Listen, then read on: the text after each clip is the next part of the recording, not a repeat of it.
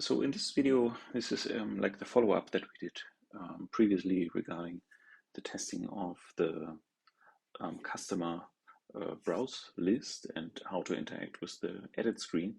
And last time we left off one test to actually, test the interaction with the form. So I just created one issue here. This would be, as a developer, I want to ensure valid customers can be stored via the customer form in the application, so that I can make sure customer creation is possible in all scenarios. All right, so since we have already a lot of stuff in place, this test should be, we can leverage probably a lot of the stuff that we have already done here. So therefore I will create a new customer edit test, which will actually just directly interact with the customer edit screen. So probably let's first of all get rid of this test here, or perhaps the other one. Let's see, probably we also don't need this stuff here, and we also don't want to select any customers in the table. So let's see where this is actually going. I think we can probably start like this with a very slim opening of the test case. So let's think about what we want to do. So I think if we now say given a valid customer, when we save customer through the form, then customer is stored, or perhaps let's call it saved. Okay, so for that, what do we need? So first of all, in this case, probably we have a customer edit instead of a customer browse. I will just change that here and make that variable a screen. And then probably also open customer edit. So this would be the first thing. Now we can change the variable here. I'm not sure why this variable actually comes, annotation comes here, but it doesn't really matter. And now we have this customer edit. So with this thing, what we can now do with this object, we can once again use our get window, get component in order to get a reference to a particular component. If we take a look at this one here, you can already see we once again have a couple of text fields with the corresponding IDs. So we can probably just take those and just make it first name field. In this particular case, it will be a text field of type string instead of a component, which means that we once again have to cast this thing. And if we already take a look at this one here, we can probably make it a method called get, or perhaps let's say text field. And then what we can do here is to say we make that a parameter, which is the component ID. And now we have our text field, and this text field we can call set value, which is, for example, foo. So probably we don't need this reference anymore, so let's get rid of it immediately and just call the get value method here immediately after the method return. So since we packed that into our precondition, I would actually also do it in the given part here. So this means that we also have a last name field, and this should be bar, and then we have, let's double check on what we need here, probably address street field as well, and the value is foo street 1, 2, 3 or whatever. And okay, so then the next thing is that we actually want to save this object, or actually we want to save the the entity, and in particular want to click this button that we see over here, commit and close button.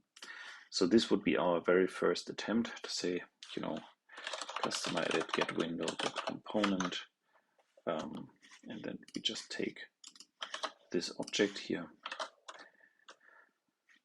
which reminds me of the fact that we already had here a method to get a particular button. So let's, for now, just copy and paste that here.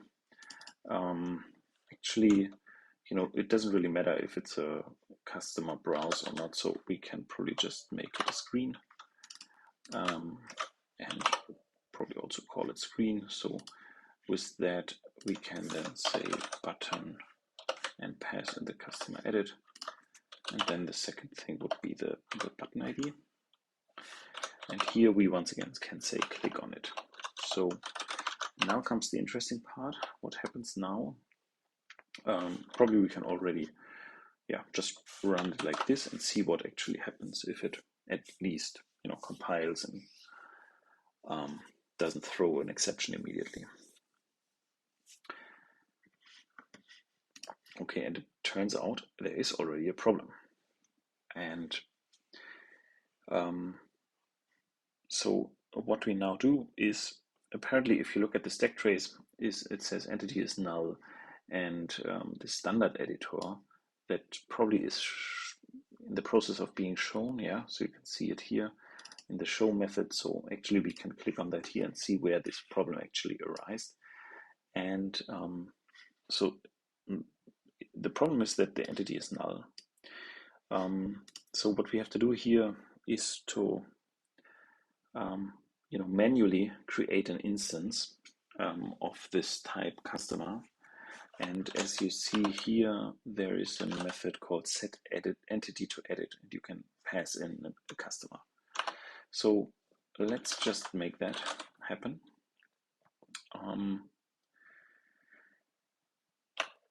Or perhaps let's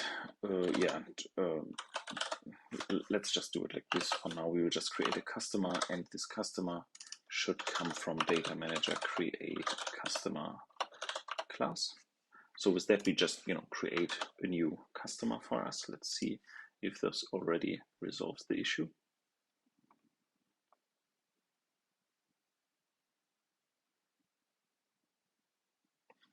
Okay, in fact it does. The test is even green, but since we don't do any kind of assertions, it's something that we have to do right now. All right, so how can we actually check that? Assuming that the data has been actually saved in the database with this clicking of this button, what we can do is to leverage this data manager in order to just load a particular entity. And since we know what we entered here, we can just filter on these particular properties. So there's a method called condition, and then you can say property condition equal, and here we could say, for example, first name, and the value should be foo. And then it should be optional. So let's have a return value on that. Potential customer, or let's say saved customer here. And now we do assert that saved customer is present. So since this method gives an optional back, we can just check if there is an existence of this object. And probably since we now, although we create this test database here on the fly, it's normally a little bit easier or more secure, let's say, if we check on unique values. So this means that instead of having this general foo thing, this could be because of another test already entered something with this name foo. So perhaps what we can do here instead is just create a variable called first name.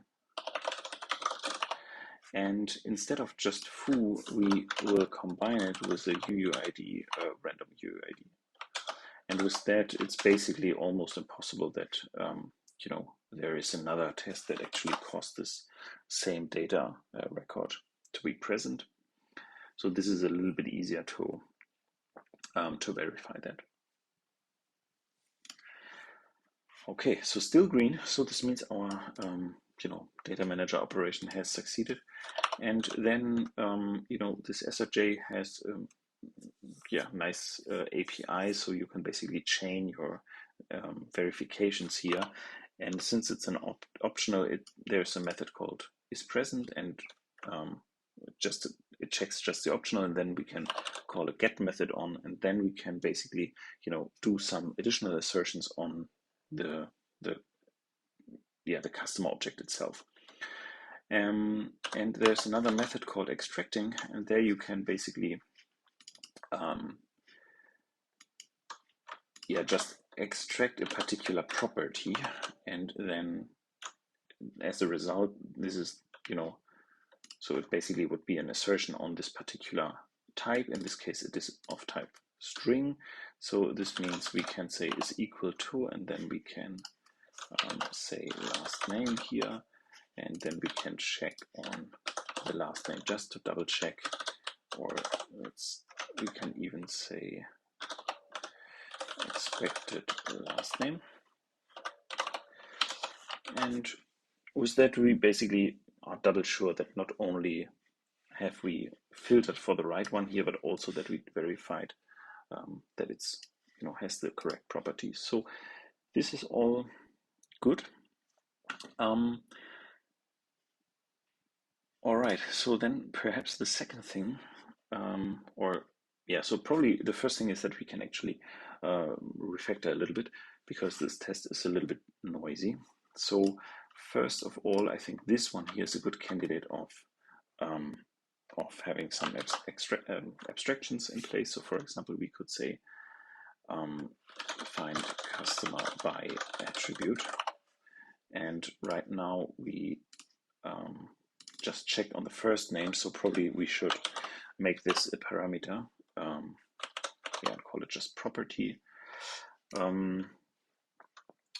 Okay, so with command F6 you can actually change the order of the parameters here, which is kind of neat because it does it in multiple, like in all the places where it's used.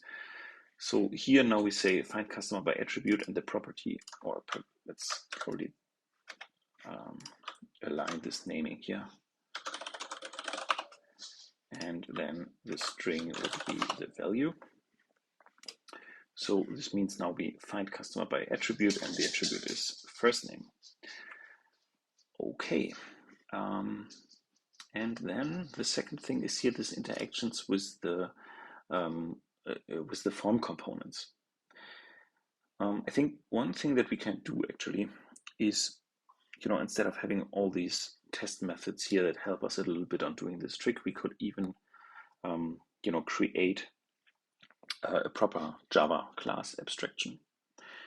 And for that, let me just create one class.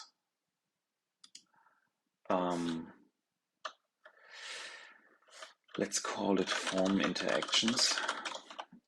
And basically this class will do all the heavy lifting for us. So one thing that we could do is to create FormInteractions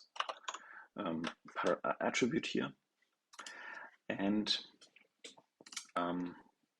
so then there's a possibility for IntelliJ to have a refactoring called move. So if you double shift here and then search for move, you will actually find this. And since we now have a field, it's actually possible to just delegate a particular method into this. And since we located or selected the text field before via my cursor, it has been now directly pushed here. So this means now that IntelliJ just converted this to methods of this particular object. So this should already still do the trick. It's a little bit better. Okay, so it didn't work. So let's see why it didn't work. Yes, because our FormInteractions is still null. Okay, so then let's see how we can improve on that. So what we potentially could do is to say FormInteractions is FormInteractions off. I will just think about some kind of an API here that we could use. And what I was just thinking is that actually, why do we even need to interact with this customer edit? Instead, what we could do is, to create, or let's do it like this, and then we pass in the customer edit here, and see perhaps this is already enough.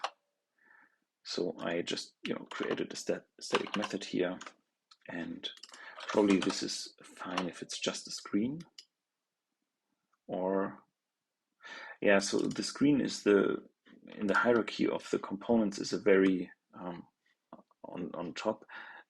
If you search a little bit further, you will find, for example, these standard editor and standard lookup and so on and so forth. So probably we can assume that it will be actually a standard editor, because the standard editor has particular methods that we could potentially leverage. So instead of being a screen, we can make it a standard editor. And yeah, then let's, so first of all, new FormInteractions with customer edit, and then we create a constructor and save this as a field. And probably we should actually now rename that.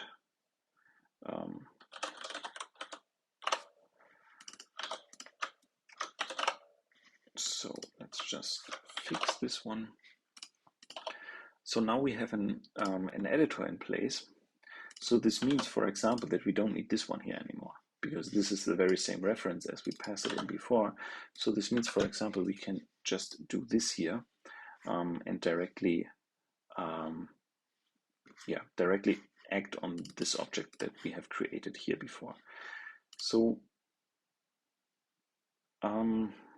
yeah, right now we still need this object, but probably it's, so I mean, we can now run it once again to see that the test is actually working now.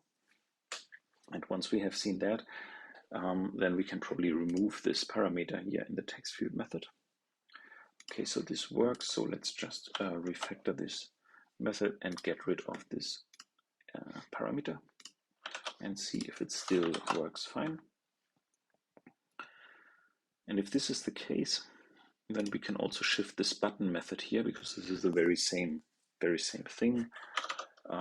So let's, I now mark that here, or with the cursor I select that almost. Then we say move, and we select the instance, which is FormInteractions. Okay, so this is fine. And yeah, now we basically have done the same thing as we have done here before for the text field. Let's run this again to see that everything's still fine.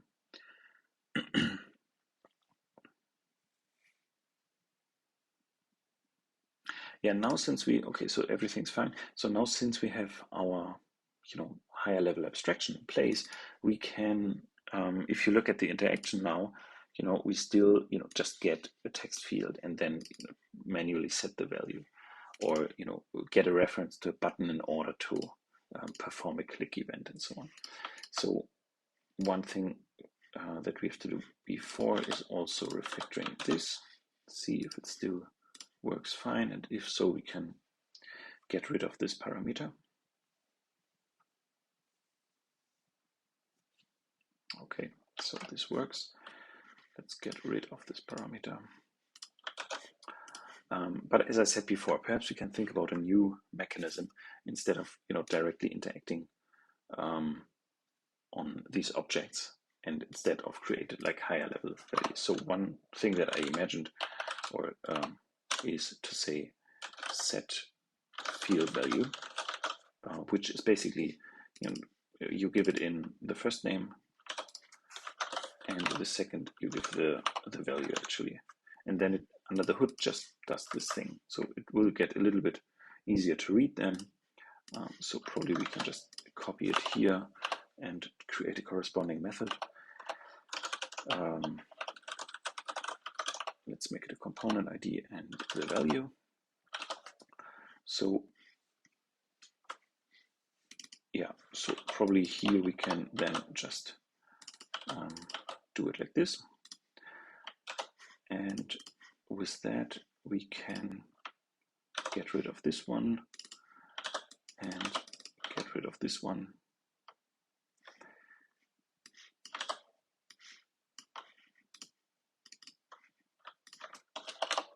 Let's just fix this one as the last entry. All right, see if it still is just fine. And then we can do, yeah, basically the same thing for the button. So here it would be, for example, save form. So this would be like a thing that we could do. And for that, actually, okay, so let's do it like this first. First we will pass in this button and create a corresponding method, and this is then the component. So in here we can do the same thing as we have done before.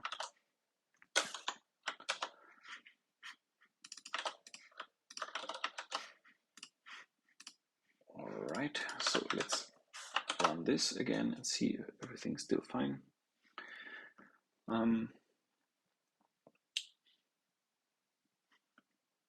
Yeah, and probably there's a little bit more room for optimization for this one, but we can basically figure that out in the next test. So now we have a valid customer.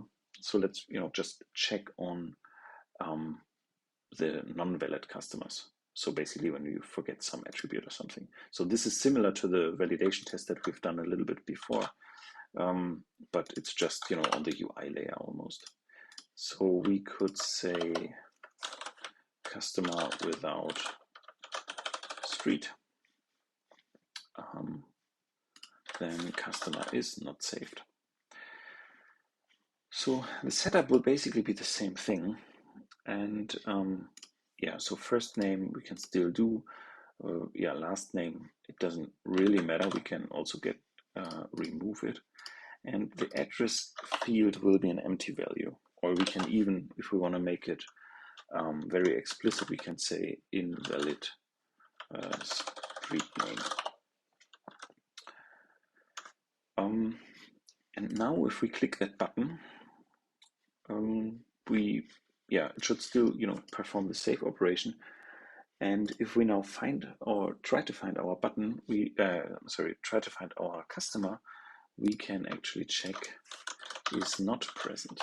So this would be another method on this DSL from SOJ, and it should actually be exactly like this, because now the validation should somehow have kicked in. So let's just run all of them again to see that we have two running tests. And well, we can actually see if we do it like this and run it again, then the test should fail because I correctly entered a value, and therefore the customer should be actually present, which is not the case. So this is an interesting behavior. Let's see why this happens. Perhaps on the customer we do have another validation. Well, we have this email validation, but it's actually not relevant. But what we do have here is a nullable false, although we don't have an annotation here. So probably there was an exception that was just not shown. Perhaps we find it here in the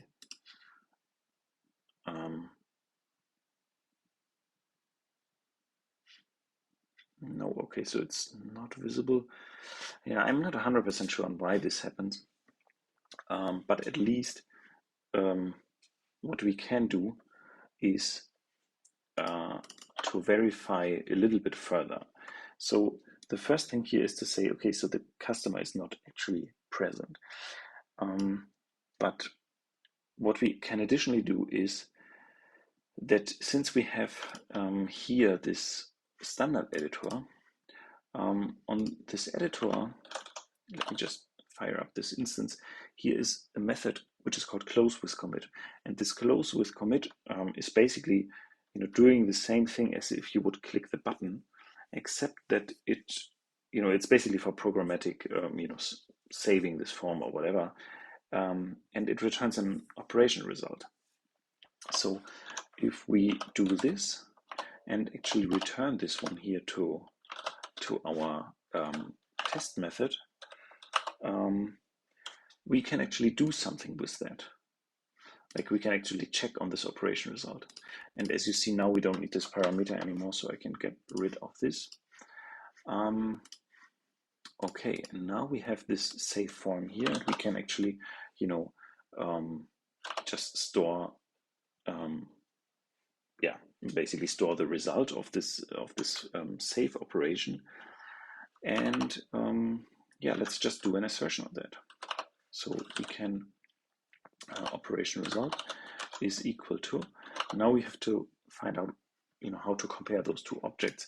Luckily, if you look into this operation result, there are static methods for fail and for success. So we could check on the status as well. If we look at the status enum, you will find that there are three operations, or like three statuses for the outcome of a particular operation. But we can also directly compare it to such a static method here. So let's try. So what we could, for example, do is say success. And with that, we assume that our form save operation has actually succeeded. Let's try if this is actually true.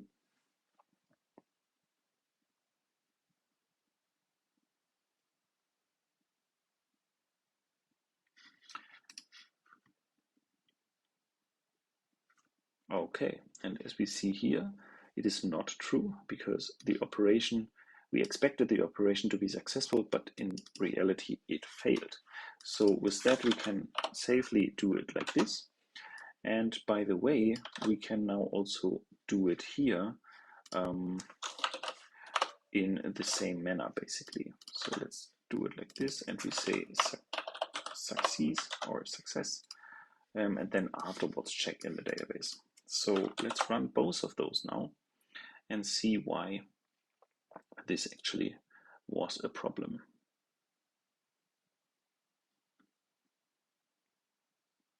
Yeah, okay. So from this perspective, it is fine. Yeah, and regarding this other problem that we just saw before, where it actually, still said it is not present, although it should theoretically be present, might be because of this other attribute. So we can double check if we want on this, if we also set the last name and then an invalid street address, which is actually, a valid street or street name or street address. And here, if we now just perform this operate, let's not do the verification, and just check now for the first name once again, and then see if the customer is really not present, then hopefully we should see that the test now actually fails, because we have, from our perspective, entered everything that should be a valid customer, and still it said before it is not present. So let's see. Now we have actually the problem. Okay, so it was optional, but there was a value, although we said it wasn't a value.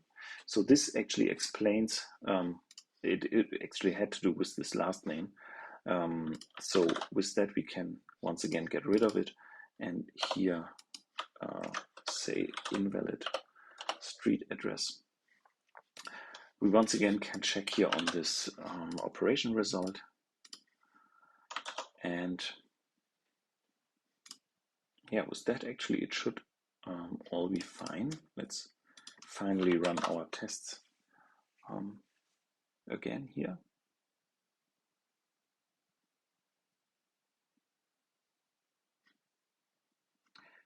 Okay, and as we see now, this FormInteractions object is a little bit better because we don't have all of these test methods here, those helper methods that we had previously.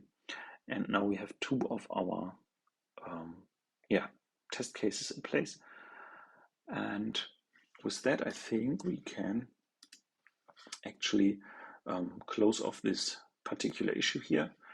Although, I mean, we didn't test all the scenarios and so on, but generally speaking, probably what is a good idea is now to, since we have now the second object here, it's not only this validation verification, but also this FormInteractions. Perhaps we can, just organize that a little bit better and say, for example, we could make it a test support package, and well, then it's actually about the UI, and let's put it in here. And now when we want to put this validation verification also in this test support, unfortunately it doesn't show it so that I can just refactor towards this other thing. But what we can do here is to say, let's see where this was, tree appearance, I think, flattened packages, compact middle packages. I think this is the one. So now we have it as a proper tree. So this means now we can just move it here to test support. And yeah, well, with that, I think let's run all of our tests here once again, or at least the one in the screen part, in order to see that we didn't broke anything through this last refactoring, and then everything should be fine. Okay, actually we broke something. Let's take a look on why this happened. So this is in the customer browse test.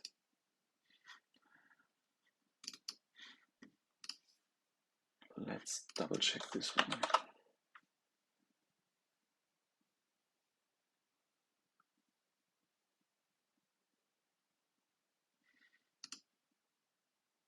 Okay, interesting. So this seems to be that there's a connection between those tests, because if I run this customer browse test in isolation, then everything is fine. If I run the whole test suite of the screen package, then it actually is broken. And if we go here, then we see that in fact there was a problem. And if you look at the if you look at the error, then it's about the object that we just reference here. If you look at this test, so this given one customer exists when open customer browse, then customer table contains the customer. So this is now a little bit interesting, because what we have introduced here is a problem of this test data.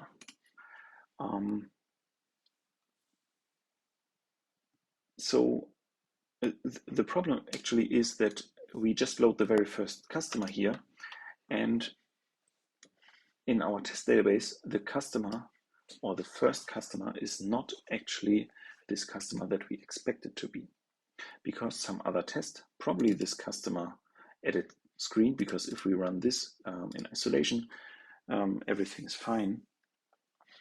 So this means that this customer edit screen here causes some problem.